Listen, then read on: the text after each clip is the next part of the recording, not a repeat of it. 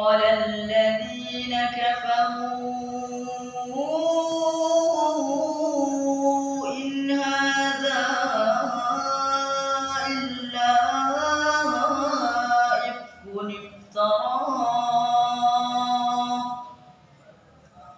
إلا إفك افتراه وأعانه عليه قوم آخرون فقد جاءوا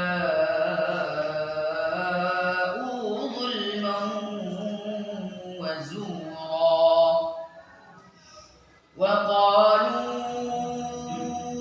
أساطير الأولين اكتتبها فهي تملى عليه بكرة وأصيلا قل أنزله الذي يعلم السر في السماوات والأرض إنه كان غفورا رحيما وقالوا ما لهذا الرسول يأكل الطعام ويمشي في الأسواق لولا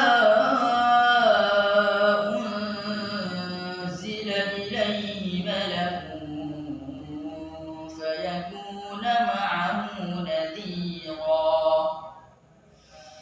أو يلقى إليه كنز أو تكون له جنة يأكل منها وقال الظالمون إن تتبعون إلا رجلا مسحورا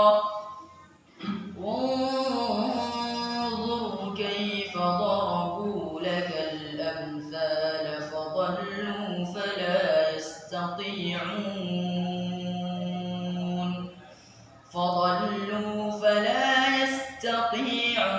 سبيلا تبارك الذي إن شاء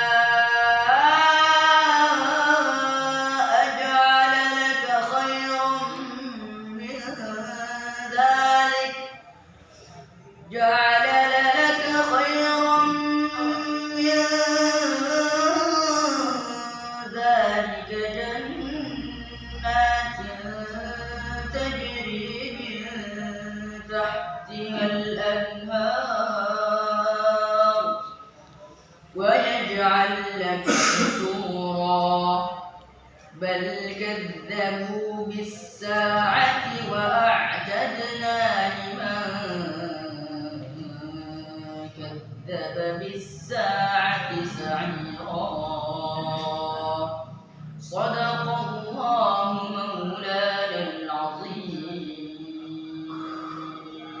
السلام عليكم ورحمة الله وبركاته. Waalaikumsalam warahmatullahi wabarakatuh.